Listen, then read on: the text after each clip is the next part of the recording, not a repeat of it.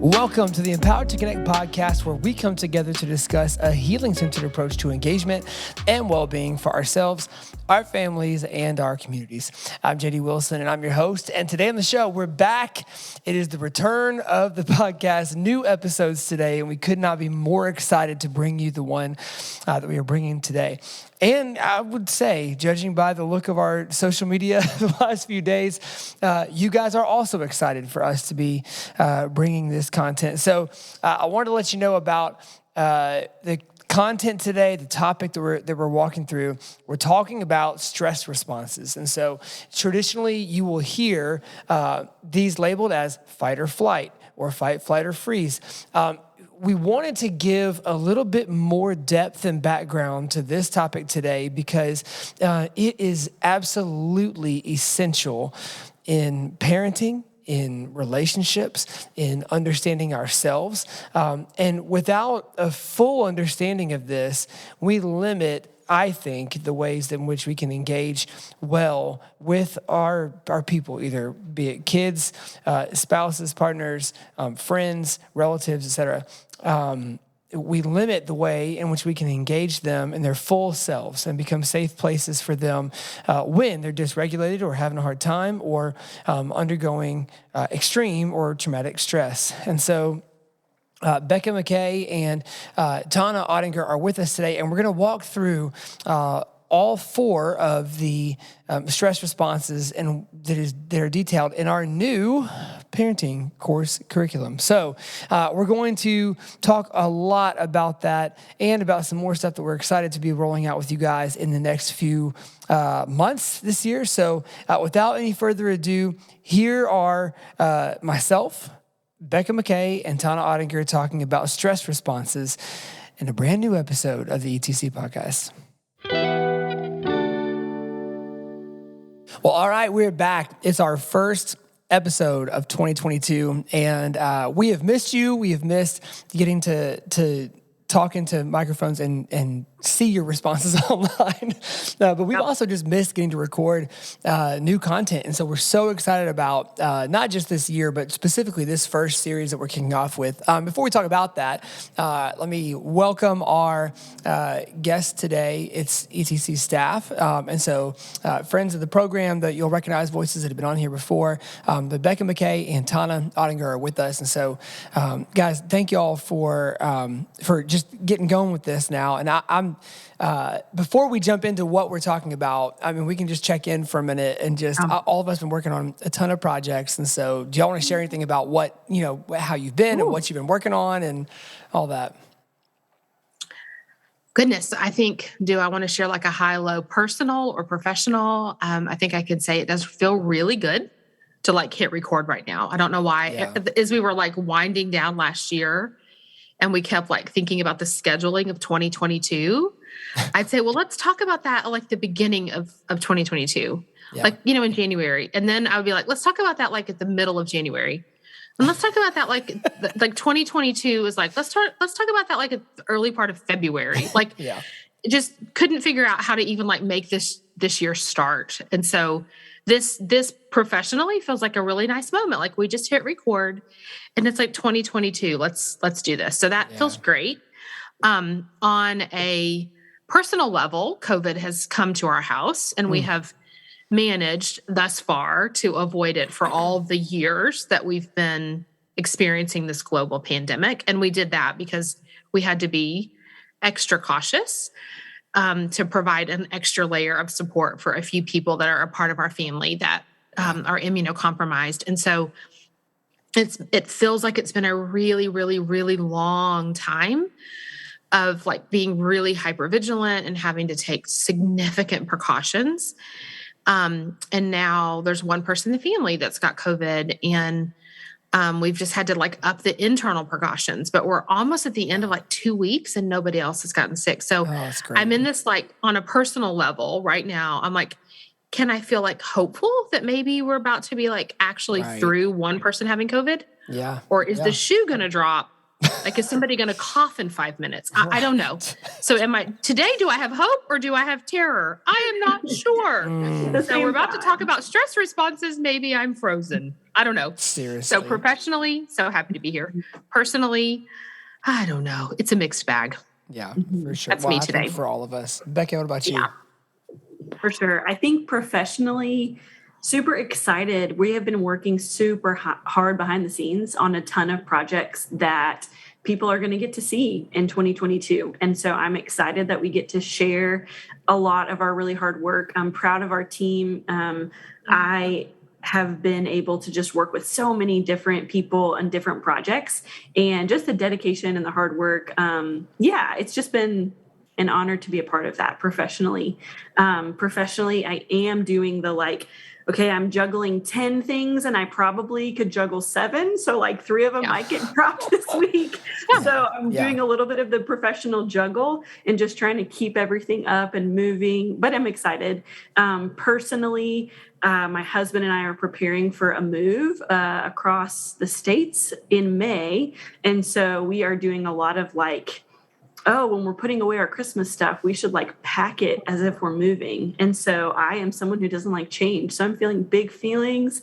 Yeah. I'm really sad. Again, like you said, Tona, kind of a mixed bag, excited about what we're headed towards, but also sad at the same time. So all the things, both and, right? Yeah, we'll avoid talking about that particular thing during this show because none of us are happy about it, right? You think you're sad. I know. How about you, JD? Well, I mean, you talk about just professionally, I'll say it stung a little to have to load more throwback episodes, just being honest. I know. We wanted so badly to start a few weeks back. And some of the projects that you will see coming out in the next couple months, you're going to see them because we were full bore, full throttle all the way through Christmas and after getting going on them. And then so personally, which it ties in together because it always does, working on those projects so hard. A lot of times you work on those projects extra hard leading into some time off or a break. And so we were planning to go visit family and take some time off.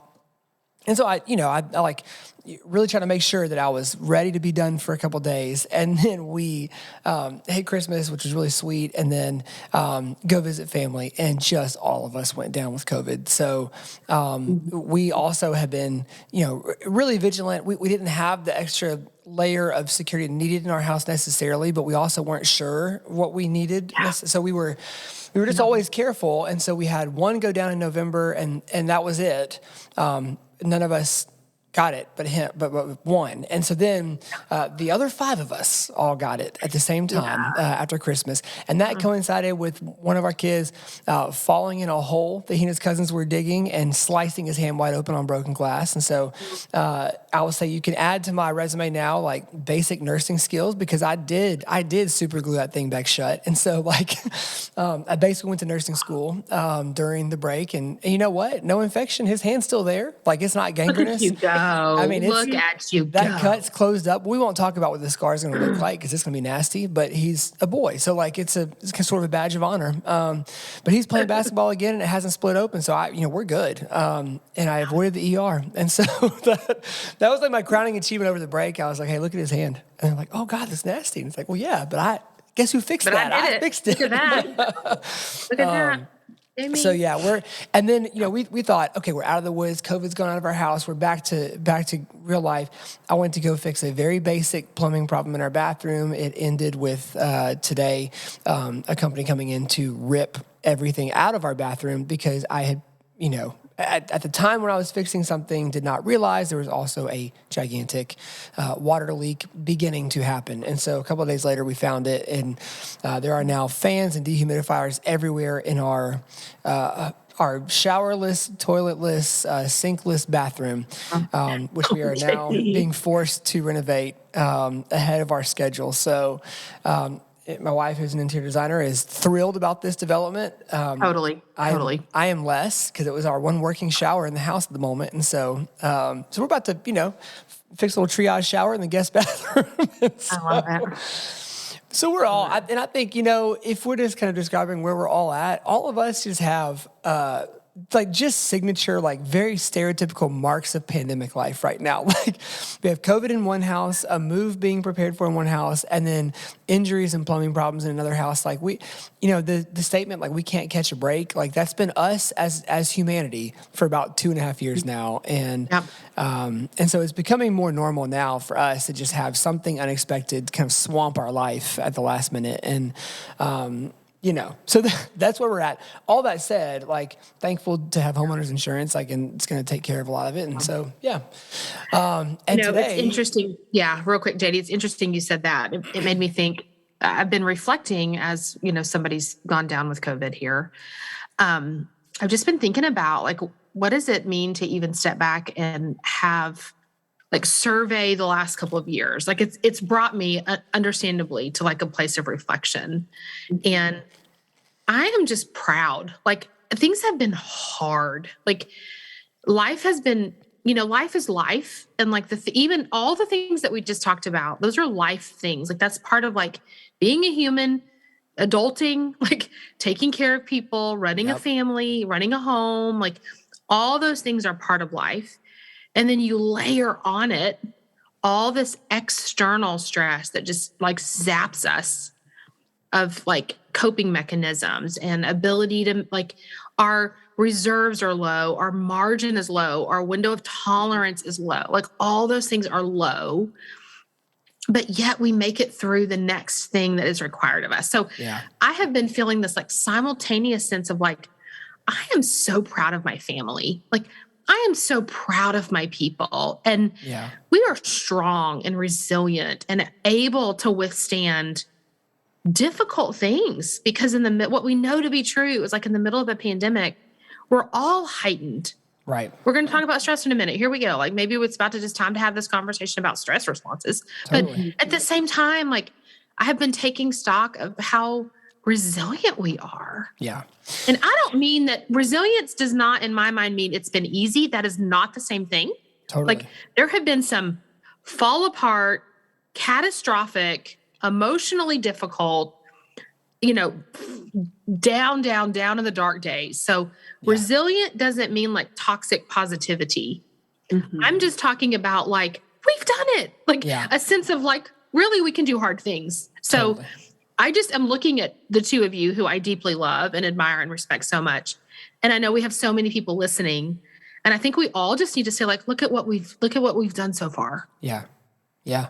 Like if we can do this, we can do it. Like there's a sense of, I don't know, of a little bit of hope, even in the middle of the hard. Does that resonate with y'all? Oh my gosh. Yes. 100%. Yeah. And I, one of my favorite artists in the world, Kendrick Lamar, has a song called "We Gonna Be All Right," and it's just this. It's this idea that like no matter what comes, it's not we're going to be joyful and all right. We're not going to be surviving everything with a smile on our face. It just means that you find a way to get back up, no matter how hard it is. And so I think that leads perfectly into our conversation today, right? We have been posting more on social media about stress responses. Honestly, I think because we were all just living in it, right? Like we were all it felt like it was like a felt need, a personal felt need. Yeah. And of course, as we posted it, and if you who are listening to this, if you follow our social media feeds, you've seen like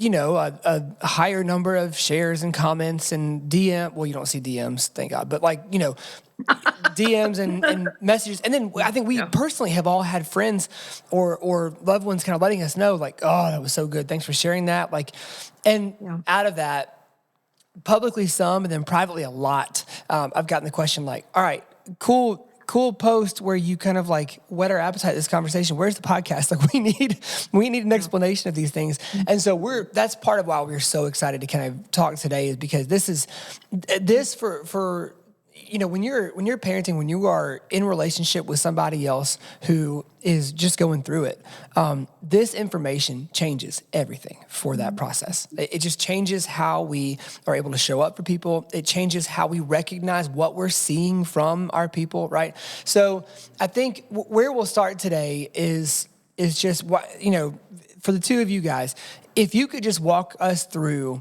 what a stress response is. Like, we know they're automatic. We know they don't define us. That some of us might tend toward one stress response or another. That doesn't mean that's your identity now, is that you're a fighter or you're a freezer, and that governs everything you do. Those instincts obviously were put there biologically to protect us. There are survival instincts, what they're also called sometimes. But why don't we just kind of give an overview, guys, of what a stress response is first, and then we'll dive into our first one after that. Yeah. So something that human beings have is this like alarm system inside of your body. And it tells you something's not okay. I'm in danger, or I can't handle this, or this challenge is too big for me. And so a stress response is just your body's response to that kind of alarm system. Like something triggers it. Sometimes it's real danger, trauma, or stress. But once you've kind of had that alarm system triggered by real danger and stress and things happening, sometimes it can be triggered even when it's not needed. So the thing about stress responses, JD, you hit on a lot of it. They are automatic survival mechanisms, and they keep us alive, literally and emotionally and mentally. They keep us going, kind of like you said, Tona. We are really resilient and strong as humans, and our stress response is part of the mechanism that makes that happen. What happens, though, sometimes is that these stress responses come up when they're not needed, when they're not necessary, and maybe we get triggered by our own perception or our own understanding of a situation. Maybe somebody's facial expression really trips us up, and all of a sudden we're reacting out of this fight, flight, freeze, fawn response. And it's not a survival situation, but it feels like it in the moment. So just like you said, we always remember it doesn't define us, and it's automatic. You don't choose it. You don't wake up in the morning and go, today I'm choosing flight. And like, here we go. I don't know, Becca. We're about to talk about me. I must sometimes wake up. And I'm just teasing you. I'm just teasing you. Wake up and say, today's the day to fight. Maybe every now and then. You might. But I think, all that we want to do here in this conversation is just begin to reflect. So if anybody listening can just hear what we're saying over the next several weeks and just start to identify, where am I on the map first before we try to think about anybody else. If we just start with ourselves, I think it just makes us more compassionate. It makes us more empathetic. It makes us more conscientious. It makes us communicate better, like all those things that we want to do. Just taking stock for a second. So as we talk today, you might be like, hey, this isn't resonating with me. Keep listening, because we're going to hit on some different responses that people have over the next couple of weeks. Becca, you just said something that was kind of rolling around in my mind.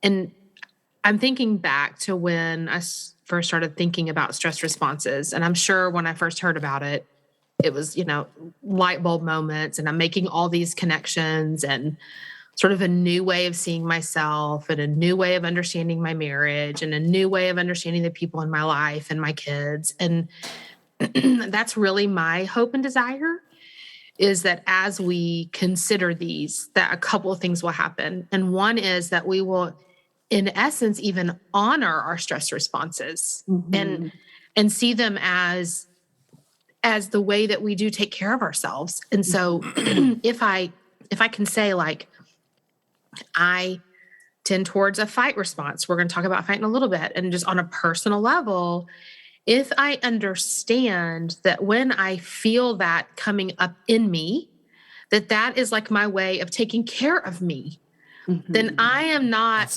my self-talk, the language going off in my head, the way that I feel about myself, the things I believe to be true about myself are drastically different when I see that part of me as something to value and something to honor.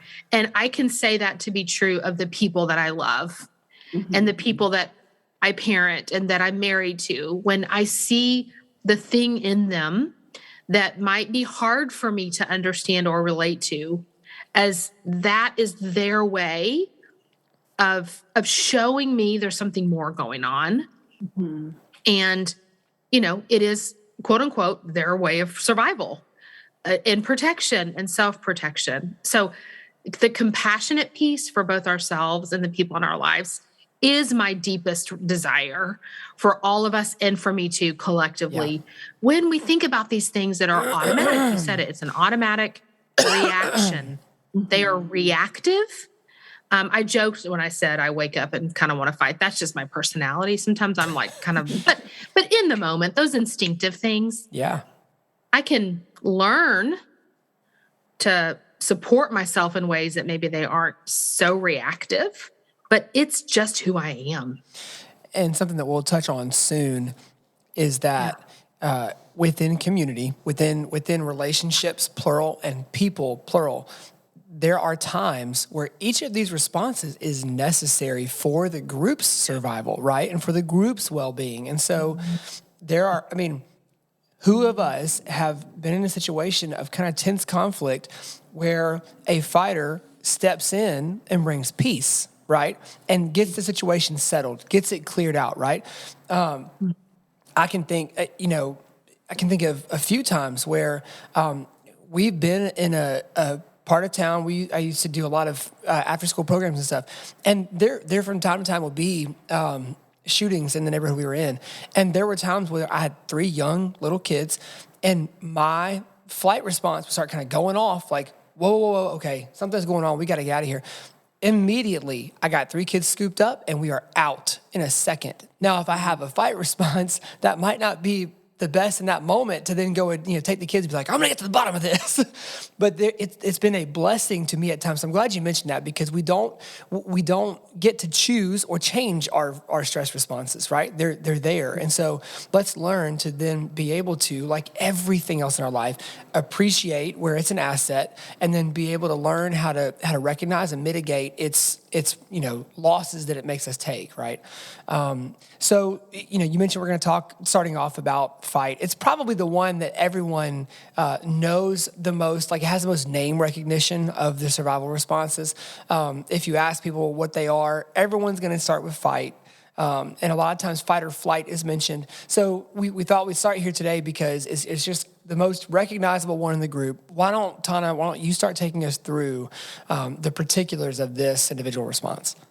Yeah, it's funny you said that, because I think on one of our social medias, it's like if you have a person that tends towards fight in your life, it, like there's no doubt about it. It's pretty obvious that might be their particular tendency. I think that, the instinct for a fight is to be aggressive and fend off danger. I don't want to miss that when we talk about danger, it goes right back to what Becca said.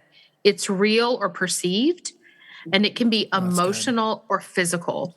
So don't just think like life danger. This is like my tendency to be aggressive to protect myself. And I say me because I do identify most with fights, so I can personalize that a little bit. But myself from harm, emotional harm, physical harm, environmental harm, financial harm. I think sometimes my fight reaction sort of jumps up if I feel like my boundaries are going to get busted. If I feel like somebody's going to come too close to me emotionally or ask something of me, oftentimes my initial response is no before it's yes. Like it can be any of those like defensive tactics that sort of come outside of us to put a layer of protection around us from the world or from people or circumstances or situations. So it's when we think about these episodes coming up, so today fight and then the ones that will be specific to the other episodes, they'll be the most beneficial as listeners if you can think about the application across just physical. Mm-hmm. Think about emotional, spiritual, environmental factors, real and perceived. Becca, do you have anything else you'd add to that? What's running around in my head right now is stereotypes about these responses. Oh, that's good. As you're talking, Tona, I'm just thinking, man, a lot of times people who tend to fight get labeled as, well, that person is just mean. They're a bully. They just don't care about other people. When often they do deeply care about other people. But in an effort to, like you said, protect your boundaries, sometimes it comes out in a really direct, blunt way, sometimes harsh. And so those stereotypes of the responses, it's not, are you a bully fighter or are you a scaredy cat fleer? Like, that's not what it is. But a lot of times that's kind of what society tells us. And so I'm just thinking about that as you're talking. I'm thinking, man, if we can just, when we feel ourselves stereotyping someone, if we can just pause and be like, I wonder where that might be coming from. I think that we would find more often than not that it's coming from a place of self-protection and survival.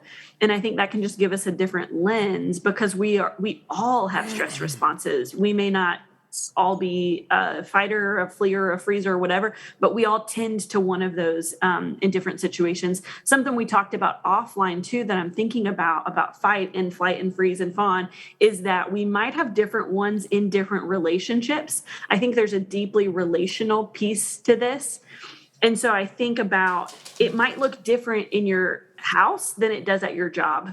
And so I just think that that's, again, with this self-awareness piece, those are the things I'm thinking about. I'm thinking about, as we begin to be reflective, paying attention to, how am I in this relationship and how am I in that relationship? And it might not be the same, because so much of it has to do with that feeling of, do I feel safe or do I not feel safe? Yeah, that's what I was thinking about, Becca, is thinking about the stress response. I mean, we're not going to go into the nitty-gritty science of it on these particular episodes. But when we say it's biological, it's biological. Like, something is happening in your brain. It's shutting off access to rational thinking. You go into your lower brain. Then there is like this, automatic and intrinsic response that happens. And the fight, flight, freeze, and fawn. Well, fawn's a little different, and we'll talk about that when we get there. It's coming from a little bit of a different motivator, but typically fight, flight, and freeze are fear. I mean, fawn it just acts a little different. But when we think about a fight, if you have a fight response, it is coming from a place of fear. Mm-hmm. And again, that goes back to like, if I can flip my perception of that and perceive that in such a way, then I can have it's not personal. I mean, you don't have to take somebody's fight response as personal. Yeah. It can be understood and valued and honored. We can be in a posture of curiosity. So let's just like throw out some things like, what if we were going to make some broad sweeping strokes? We don't, like you said, Becca, it's nuanced. Not everybody appears the same way. But if we want to make some broad sweeping strokes about what does the fight response look like, what would be some things you would throw out? So I think the fight response is going to look like, I'm not going to do this. I will not do this, and you can't make me. Yeah. So I think it's the one, it's a need for control. I need to control this situation, and I will do that by any means. A lot of times on this podcast, we're talking about parenting, so it could look like defiance or like disobedience. In any context, it could look like verbal or physical aggression. It could become that. It could become expressed that way, right? Through aggression. Yeah. And it could come out in bullying. It could, you could be a bully if you have a fight response. And it's, what is it demanding? It's demanding perfection from other people. So don't step on my toes. So that's kind of what it looks like a lot of times if we're putting some generalizations out there. The one that resonates with me is that I won't. Like, that's what it says. It's sending the message of like, I'm not going to do that. Like, that's not going to work out for me. And you can try all your strategies and all your bossing and all your doing and all your you can pull out all the stops, and I'm digging my feet in, and I won't. So if you have a fighter in your life, that is what you're coming up against. Again, don't assign a wrong motivation for that posture. Yeah, that's good. If the posture is, I won't, and you can't make me, the question is, why? Don't think it's because they are an obstinate, difficult, defiant person. The why is, I am under stress right now. I can't see a way forward. I don't know how that would work. I've got to protect myself and maybe the people I love. There is a good bit of like protecting of others that happens, I think, in the fight response a good bit.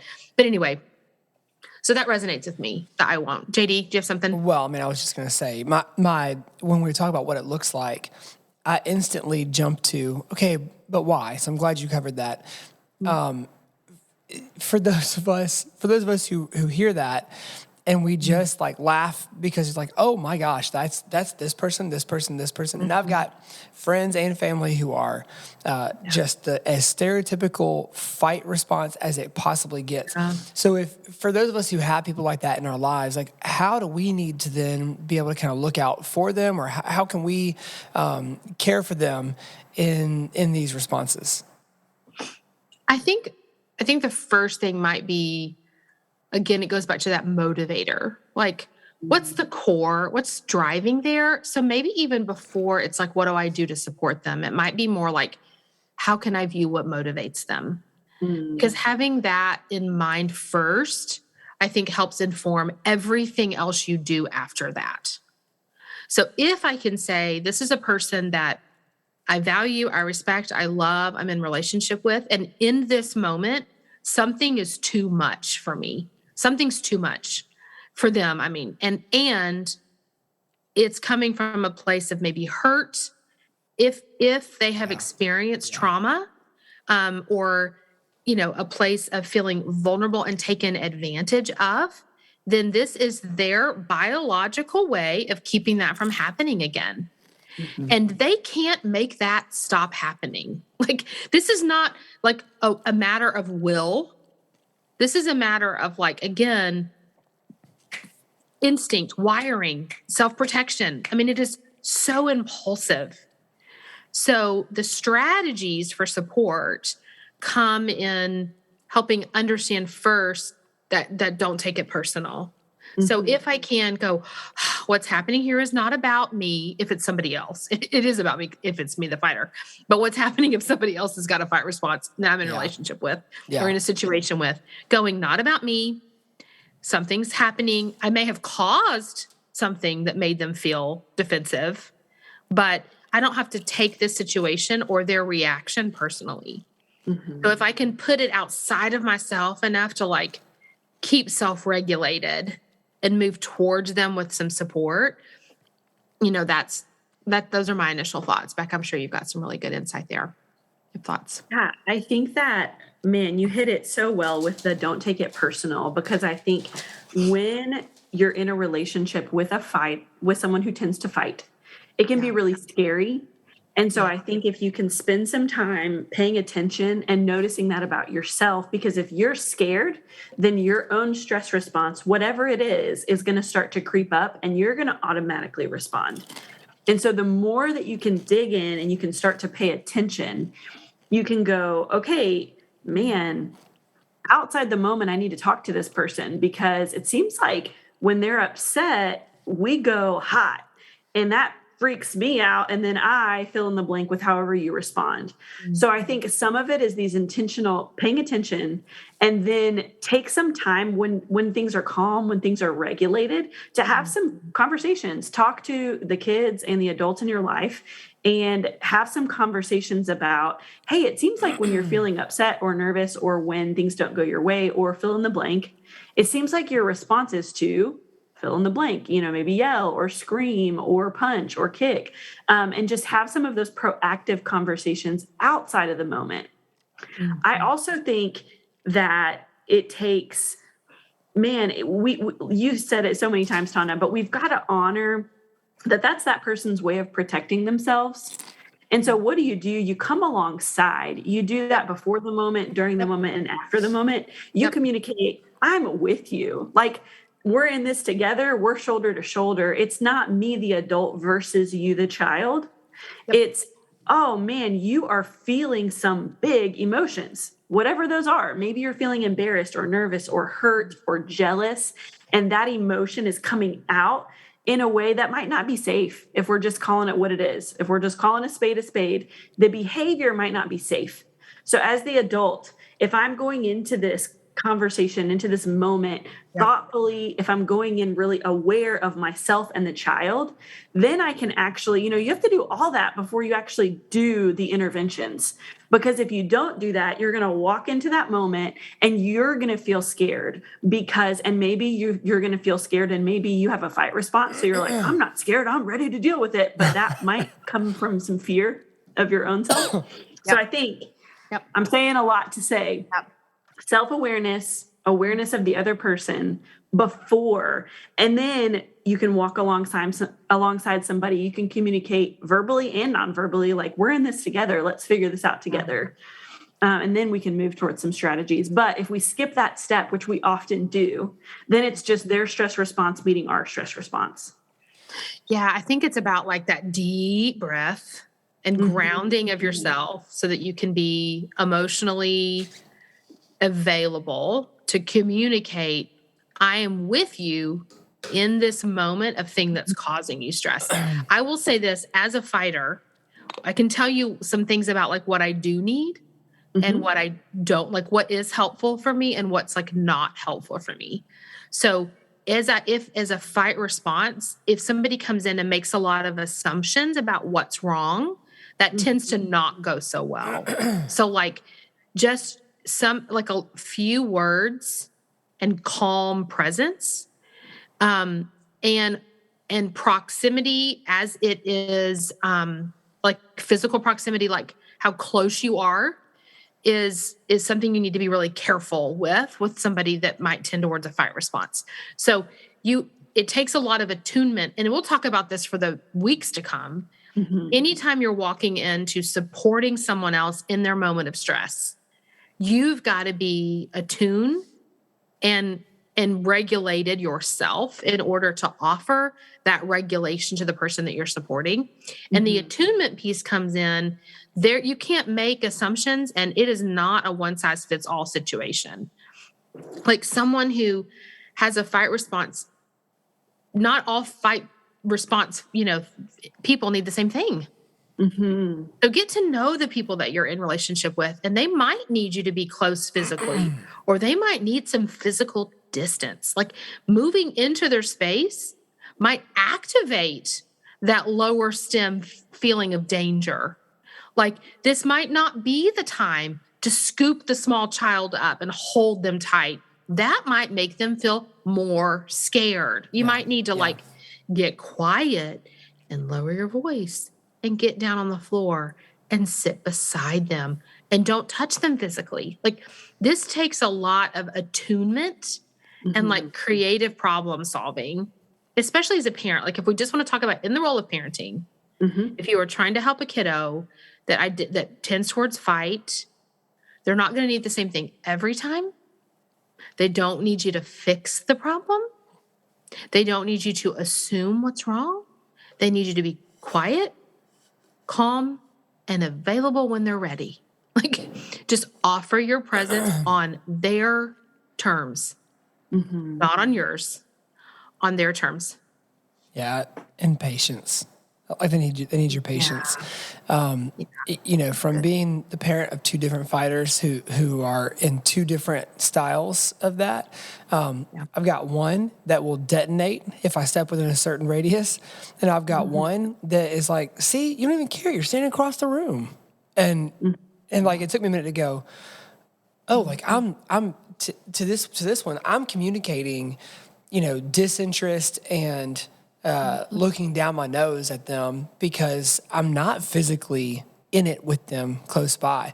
And one really appreciates behavior matching. And so matching my tone with, I cannot believe that. Like, I'm so sorry this is happening. And then the other just saying, all right, I hear what's happening and you're right to be upset about that. So how do we, so I think, this might not be the answer that a lot of us are looking for. I know. It requires us to be students of our people. And it's not limited to kids, obviously. Like all that we're describing is also being married, being friends, being, in close proximity with somebody else, being coworkers, employees up. So I think all of these, it is easier as a parent to get in this mode because you're responsible for another person's life. But if we can get into this same kind of detective mode, or the same kind of curiosity in all of our relationships, I think it starts with giving some benefit of the doubt, giving some trust in those issues. Like, I know this is not what it appears right now, so let me kind of dig in and find out why this is a bigger deal. I think one of the things that I'd be interested in us talking about in just a minute is just repairing. But Becca, why don't you share something else about this? Yeah. Man, I'm just really resonating with, it's not one size fits all. Yep. And I just, I know people that are with kids, whether you're a parent, whether you're a teacher, whether you are whoever you are, whether you're a counselor, whether you're an aunt and uncle, whoever you are. We want so badly for someone to just tell us what to do. Like, just tell me what to do and I will do it. And I will do it every time. Just tell me what to do. And man, I wish it was that simple. I know. But I love what you said, Tana, and I love what you said, JD, about being a student of the kid. And if we're focusing on kids for just a second here, I think about, you said it, Tana, being creative per kid and per situation. And I think if we can shift our goal, a lot of times the fight response is scary to other people, and it might be hurtful to other people. Yes. It might be hurtful to other kids that are around. My experience is from a school. And so I saw, kids being hurt by other kids. And so as an Becca, real quick, by hurt, you don't always just mean physical. It can be physical. Oh, 100%. But hurt can be emotional too. Yeah. 100%. Sorry to interrupt. I just want to make sure we were saying it can hurt our feelings. It can hurt feelings. Yeah, you can hurt feelings. 100%. 100%. Okay, go ahead. Sorry, Fred. And so as an adult in that moment, man, you feel protective of maybe other people. And maybe sometimes, if we're being honest, we just feel protective of property. Maybe it's not anything that has feelings. Maybe we're just like, really don't want you to break that thing. And so what happens is, our goal is, let's stop this from happening and correct it right now so it'll never happen again. And I do want to say there's no one size fits all approach, but our goal has to be regulate first. And I love what you said, Tana. And I think if we can give ourselves permission to be creative and flexible, and we can't do that if our goal is just correct this behavior for all time. But if our goal is regulate this kid in a relationship, co-regulate in relationship, so that for the long term, we can build relationships and we can build skills like what to do when we get upset and what to do when we're mad and things aren't going our way, or we're feeling nervous or embarrassed, or whatever the case may be. So I think for people that are like, but tell me some things to do. Yeah. A lot of times the fight response gives a ton of extra energy. So think about physical things, taking a walk, going to get a drink, pushing something over, moving your body. A lot of times those are some ideas to put in your toolbox. Mm-hmm. For some kids, other people being around is extremely embarrassing. And so if you can offer a way for them to be away from other people's eyesight, that can be super helpful. Some kids need to express themselves so bad. And so if they can do it verbally, and you can just listen non-judgmentally, you can just let them say what they're feeling. Listening doesn't mean I agree that so-and-so is the worst person in the entire world, but I can listen to you say that, and I can empathize that that's how you're feeling, right? And so I think, I don't want to leave people hanging of like, I don't know what to do, but think about these things before. Build your toolbox of like creativity, and think about the kid. What does the kid like to do? What do they enjoy doing? Let yourself off the hook, okay? Because you're scared that you're rewarding bad behavior. Yep. Just calling it what it is. You're afraid that you're rewarding bad behavior. And I am here to tell you, if you don't know the kid in front of you, and if you don't meet them, and if you don't use yourself and your presence and what you know and being a student of them to help regulate, you're never going to get to a place where you're going to teach the skills needed. Because Tana, you've identified maybe that you tend towards fight, but you don't scream at JD and I in meetings. Like you've never done that. So I think, there are some things that as we grow, we have our automatic responses, and we grow our ability to handle our stress and our fear and our anxiety. And so as adults working with kids or parenting kids, we can co-regulate, we can build those skills over time. Something you said I was like, oh, this is it. Because if we think about, if we're in a situation where there's a child that is struggling with a fight response, and we get maybe emotionally flooded, and our heart starts beating and we're nervous and we don't know sort of how to even offer ourselves to them because it's getting hot in here. It's getting emotionally or physically charged, right?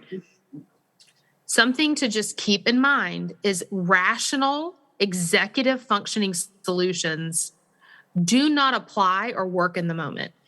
The stress response is happening in the lower part of the brain. So if you meet an automatic lower brain stress response with a lot of executive functioning strategies, like telling them why they shouldn't, giving them threats of punishment if they don't stop. If you expect that they can in that moment control their behavior, so your intervention is one where you are basically laying down an ultimatum for them to quit it or else, it's never going to work. Like it's not actually meeting their biological imperative, the needs that they have. And it's only going to frustrate you. It's going to fracture. It's going to just explode. It's like pouring, gasoline on a fire.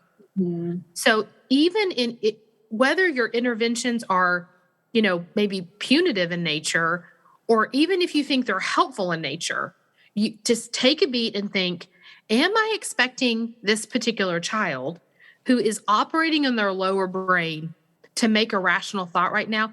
If so, don't set them up to fail or you up to fail. Take a beat. Becca, your immediate ones were about their body because you are wanting to help move them from the lower brain area of reaction up through and having access to their upper brain by getting them moving, giving them something to do, getting that energy and angst and anger and emotion out of themselves. You said, let them talk it out. Well, that's a brain strategy. Allowing somebody to verbally process is a regulating tool. Mm-hmm. I'm thinking about a family and this might be really hard for some of y'all to hear, and I appreciate it. But I think it really drives home a lot of what we're talking about. And I was working with the family, and they had he was probably like a tween age boy, and he was pretty physically volatile in the family and causing some sibling concern and some parent concern. And there was some fear happening, some secondary trauma going on in the family because of the volatility of his behavior. And so we started meeting and coming up with like whole person strategies to sort of help him calm and regulate and de-escalate situations. And he had been physical, and they started implementing some changes, much about what we're talking about, like just being calm in the moment, not telling him to stop, but try to figure out what he needs, try to empathize with his emotions. And I tell you what, we met over the course of a couple months, and they came in for an appointment. And they came from a really conservative background. And he said, I can't handle it anymore. He is cussing all the time. And he was like spewing like pretty significant language. And I just took a beat. The dad was he was pretty frazzled, as I can appreciate. And I said, can I ask a question? Did he hit anybody this week? And he was like, no, he didn't. Did he break anything? No. Was he violent? No. But he won't stop cussing. And I was like, well, did he cuss a month ago? No. And my recommendation, and I don't want it to bristle anybody's feathers, just hang with me a minute. I was like, can you give him a safe place to cuss? Okay. Like maybe you don't want him dropping the F-bomb at the dinner table with the younger siblings when he's mad about having to eat something, but can he go to the bathroom and do it? And it was I had to like beg them to just give it a try. Mm-hmm. And they did. They gave him a safe place in the house to go get all his cussing out. But the important thing to remember was they had a kiddo who had a fight response, and they did what we call scaffolding, which is they worked him towards the desired behavior in baby incremental steps. Yeah. And we're going to celebrate the fact he's not hitting. He's not breaking anything. Now he's using his words in a way we don't want him to do, but go give him a minute. Just let him get it out and celebrate the fact that he didn't physically hurt anybody. Yeah, of course, over a couple of months, guess what? He wasn't cussing as much either. Like, he was figuring out how to manage his stress in ways that were acceptable socially, that were acceptable relationally, and that were like acceptable in the home with the support of his parents. They didn't just make him stop. They gave him a replacement option. The violence over time regressed. The verbal aggression minimized. It took a long time. It wasn't overnight. It wasn't a quick fix. It was a supportive thing. Becca, do you have something to add to that? I bet you do. I'm just thinking, I worked at a school as a dean of students, and we did have a significant number of fighters. And it's hard. It's hard if you're in a situation where other people are getting nervous, and you as the adult, you want to show that you can control it. And so I just really appreciate that idea, because a lot of times that is what it looks like. And a lot of times, if your kid is old enough, giving them a chance to write about it can also be helpful. I had a desk in an office down the hall from a kiddo, and me and the associate dean found a yellow journal, and we called it his journal. It had his name on the front in big black letters, and nobody was allowed to open it. It always sat on my desk. And so we had a kiddo who went from like knocking over the snack cart in the hallway to like storming into my office, and he would sit down and he would slam the journal and he would write every cuss word he could think of. And the whole journal was just it was just cuss words. There was it wasn't like, I'm so thankful for how my teachers are helping me today. Like, it was not a gratitude journal. It was not he did not have an attitude of gratitude in his yellow journal. And it was, for an outsider looking in, what they see is a kid screaming, not words, just sounds down the hallway. They see him slamming himself down. And there was, a little bit of like, can you do, in myself, insecurity, like, can I do this job? Am I equipped for this? Yeah. But what you see, if you stick with the kids, is you see those little moments of growth. And it's like, hey, he went past that same snack cart and it's still standing. Hey, he went past that same kid and he said, but he didn't say anything else. And so I just appreciate that story so much that you shared, Tona, because I think it gets to the heart. And I don't want people hearing this to hear us say that it's easy or simple. It's not. It's really hard. No, it's really hard to be parenting or working with kids with any of the stress responses. But it's difficult. But I just think there is hope, and be creative and let yourself off the hook. Care less about what other adults think about you controlling a kid, and care more about your relationship with the kid and the growth that you're cultivating for the long term. That's so good, Becca. I think, one, we could talk about this individual topic for 8 hours straight, right? Like, we could talk forever about this. And so we will 100% come back to all the different elements. I'm thinking we need to get a researcher on to talk about the brain science of this, because it is stunning to learn that, right? Mm-hmm. For some repair strategies for when you've got a kid in fight. Can we talk about that? We talked about how to kind of be attentive in the moment with them. So the dust settles, we're regulated again. How do we repair? Yeah, it's interesting. Before we hit record, Becca and I had an offline conversation about this, and I'm just going to come straight through the gate and say, y'all want like really direct answers to this, and we're not going to give them. And here is why. I could give some solutions that y'all will think are way too lenient, and then I might give other solutions that you think are way too punitive. Mm-hmm. And it's because it goes back to what I said about it's about that particular child and how it's about scaffolding. It's about incremental ability to regulate. It's about how can they regulate?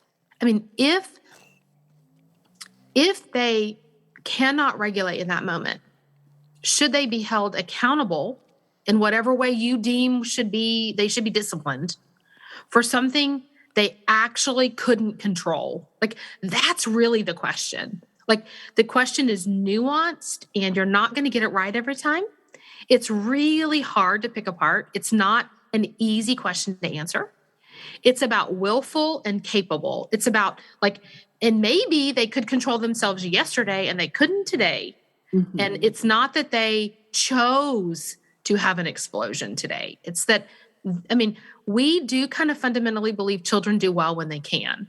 Mm-hmm. If they are out of sorts, if they are in a stress response, if they could do it a different way, if they could react more, quote unquote appropriately, then they would. So we've got to repair relationships. We have to make amends. People need to be able to come back to places that are fractured and mend them to whatever ability they can. I'm a firm believer in that, like, minimizes shame, and shame's so powerful for all of us. It's really powerful for our children. It's really powerful for children who've experienced trauma and adversity. And so if there has been, I think, Becca, you probably have some good ideas too. Like, if there's been a rupture where other people or other children are involved, and, sometimes we can think they should apologize a certain way, or they should make amends a certain way, or they should be responsible to fix something that's broken. I don't know. Maybe they should. Maybe they shouldn't. Maybe there's some middle ground. Like, this is an intuitive. There is no one way a child or human being in general, if we just want to make it about all people, should repair after a stress response. Yeah. If we're talking about stress responses, it's so individual. So I'm like, well, maybe we can, like, give some big strategies, like respect them. Whatever you ask of them, is it respectful? Whatever you ask of them, is it kind? Whatever you ask of them, is it about preserving that relational connectedness? Whatever you ask of them, does it foster trust between the two of you? Like, how are you helping them move towards repair in a way that continues to build that connection? It minimizes shame, and it, like, empowers them for the next time, rather than makes them, like, feel bad about it. People feeling bad about things doesn't usually change their behavior, just makes them feel depressed. Like, we are advocates of, like, sweetie, that was a hard situation. And do you know what? We all have moments that we struggle, and, like, just, like, humanizing struggle is, like, really a good thing to do. I don't know. Y'all have ideas. I'm sure I could talk about that forever, but I don't have, like, an exact answer. Just, like, general things to consider. I don't have an exact answer either, but when the kid is having a meltdown, we feel the insecurity and pressure of, I've got to control the kid. And then after, a lot of times, if I'm thinking adult with multiple children in the room, we're like, oh my goodness, if they don't see me deal with this, they're going to think they can do it too. They meaning the other kids in the room. So I think, number one, let yourself off the hook of that pressure. Number two, kids can handle more honesty than we give them credit for. And so I think too, we often think that kids are really simple-minded, and, well, if they just hear someone say, I'm sorry, then it'll all be better. And there is a time and place, I think, for teaching how to apologize. There's a time and a place for teaching how to listen. Hey, I do want you to sit down with so-and-so, and I want you to just listen to how they were feeling and what they were thinking, just so you can hear it. Just so you can hear it. That kind of thing over the long term can help to foster empathy. You can't make somebody be empathetic, but you can, give opportunities to practice some skills about empathy, listening to other people, hearing, seeing, those kind of things. That's one thing, though. Let yourself off the hook. Two, without shaming and being too specific, it's okay to talk to, if you've got one kiddo who is struggling and it is scaring the other kids, you can talk pretty honestly with your other kids outside the moment. Hey, when this is happening, what would make you feel safe? Would it make you feel safe to go into mom and dad's bathroom and shut the door? Would it make you feel safe to put some headphones on so you don't have to hear it? Would it make you feel safe to? So a lot of times, we want all the pressure and focus to be on, and I don't want to call it the fighter, but the kid who tends towards fight. We want all the focus to be on that kid, and that kid needs to apologize, and that kid needs to do better, and that kid needs to stop. Like you said, Tona, it's an automatic response. Also, like we've said, there is growth and there is scaffolding. But I think when we think about the other kids, it's okay to give them permission to, like, hey, if something's making you uncomfortable, you can say, please stop. And then if they don't, you can walk to the other room. You can go do XYZ. You can text me from your phone. You can. So I think too, the answer is not always about the fighter. But if we get stuck and we're not creative, we can get stuck there. And it's like, well, she's crying because he said whatever and he needs to apologize. And like I said, like you said, Tana, we're not going to give a prescription. There's times and places and spaces where maybe some conversations are appropriate, but give your other kids, other people some strategies, some ideas, some things, some active things that they can do too. And don't wait for things to fall apart and then force a repair to happen. Be proactive about it. I think in general, depending on the age of kids and family, there have been seasons of time where individually we've had conversations with different kiddos about their own stress response and then asked them in private with a non-shaming way to sort of go, what do you think so-and-so's stress response is? And they can all name each other. They know their siblings. And so even if we're just talking about inter-family dynamics, being able to see, like, it's hard, but sometimes if there is multiple children and there is a child whose stress response is fear, they often do get labeled as the bad kid. And even helping some of the other children that might have some of the stress responses we're going to talk about in the next couple of episodes, see that they have one too. It just may not be as externalized. And that that doesn't mean they're better. Doesn't mean there's not bad kid, good kid going on here. There's family and children who all have strengths and struggles. So bad kid isn't the fighter, and you aren't the good kid because you are, the flighter, the one that just leaves stress. Right. So we've had so many conversations in our family about that, and sometimes that's kind of enough because you're teaching them to go. You're teaching them to not take their siblings' stress reaction as personal. Hey, baby, we need to make amends. We'll apologize. We'll set some things right. We're not excusing behavior, right? But we're teaching children from a young age to honor one another. So this is not about letting people off the hook and just run rampant. No, there's accountability. There's an expectation that we're going to grow over time. There's an expectation that we're going to move towards more capability to hold our stress response in a way that's respectful of others. So this isn't like, everybody have a hard time. We're fine, toughen up each other. No, It's just respecting development, respecting stress, respecting relationships, and all growing, together. Yeah. Well, I can add one thing to the end of that. I think just that part of that repair process is listening to the end, right? Listening until this person is regulated, which then oftentimes as that regulation starts to come, the story starts to really dial in to the root of what was going on, right? And so when that happens, it makes the repair sometimes you don't have to do anything. It's like, and I need to, I really hurt so-and-so's feelings. I need to go take care of that. And there might be some of you listening to this that are like, that is cockamamie. There's no way that actually happens. And I am telling you, I have had that scenario from a kid who I had told earlier in my own flesh and flaw and just grossness that he was cold-hearted and had a heart of, this heart of stone is never going to fix things because you can't fix whatever. Like I was in my own just ugliness as a parent. Rating. And the end of that conversation, I got to a place of remembering that I was the parent. I needed to be patient and wait. Into that conversation, everything clicked for this kid, and they walked down and made their rounds. That I'm not saying that's the recipe. It happens every time, like we've said. I am saying you will start as you engage and you're willing to stick with it. You will start to see these little things and little tactics and tools and practical steps that you can take with each kid that help to bring regulation and then therefore help to maintain and then repair connection when needed. We've talked again, like we could just go on about this for so long. I have like 5 more stories I could share. I'm not going to for the sake of time. Well, but I have like 5 more, like, and I know. I'm just going to take a deep breath.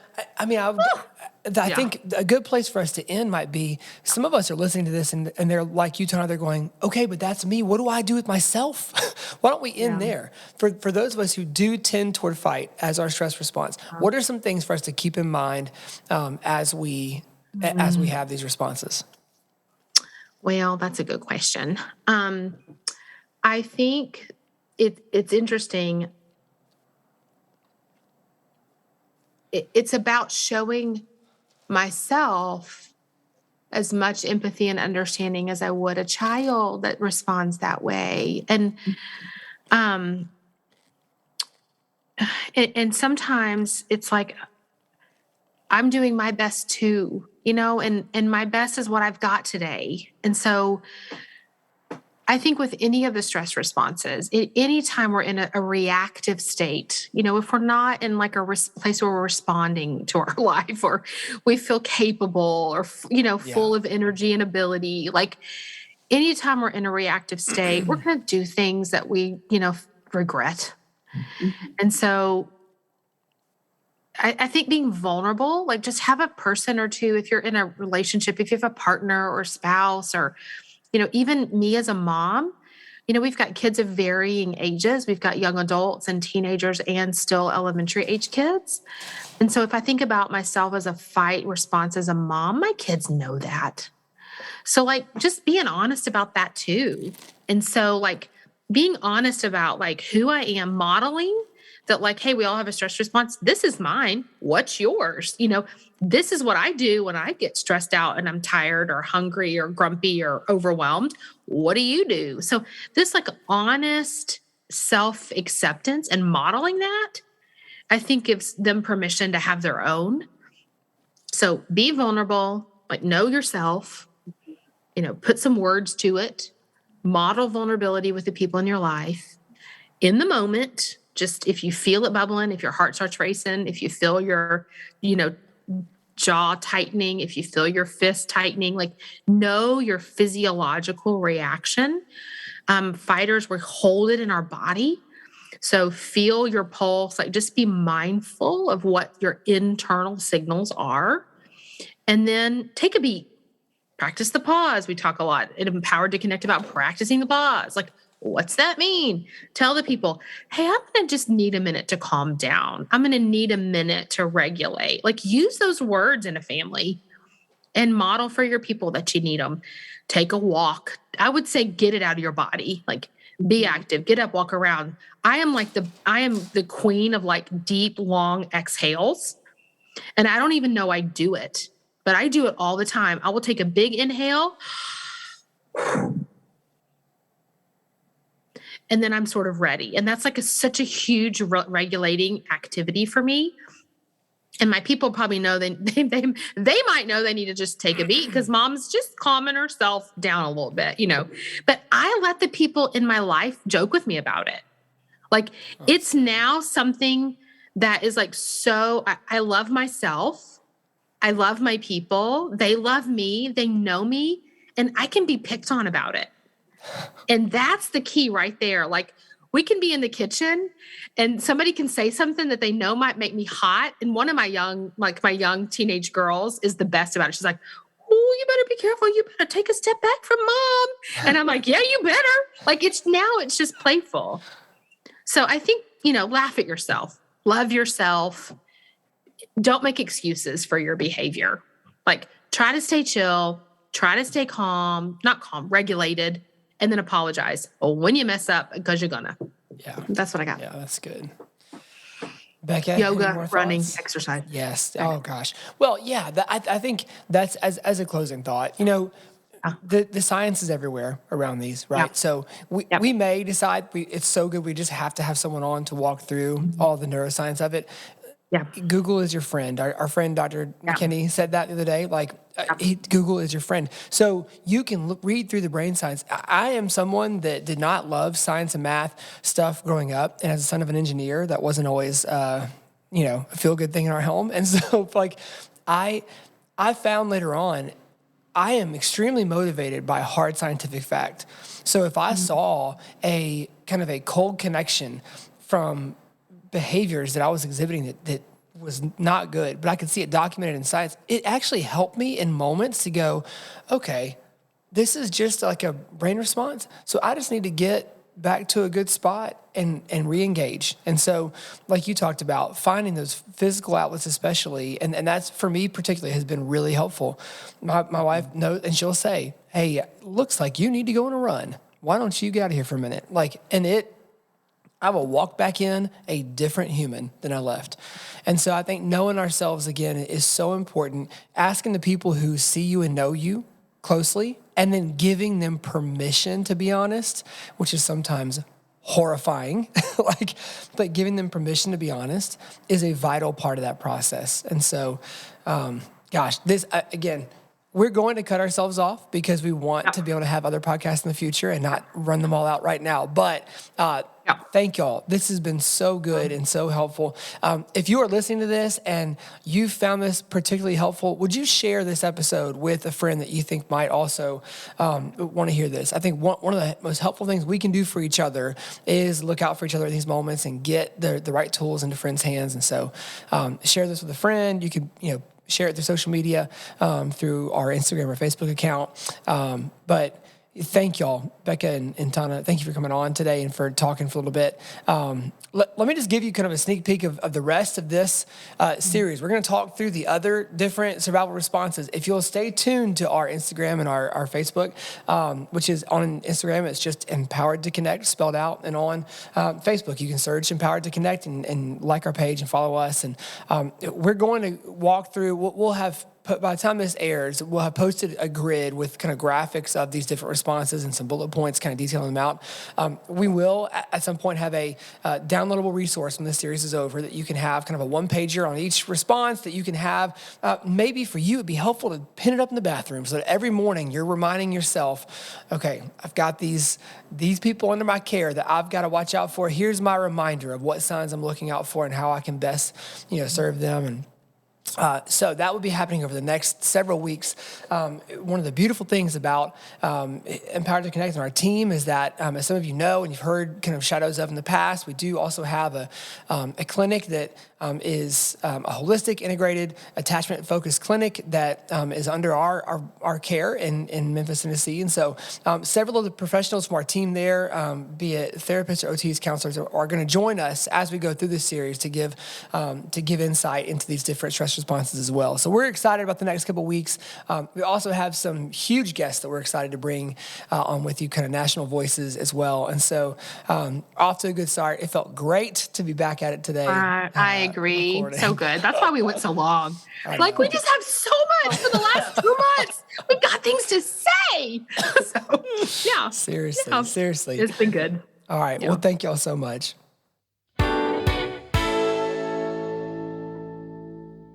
Okay, so I know that was a lot of content, a lot to talk about, especially as it pertains to fight.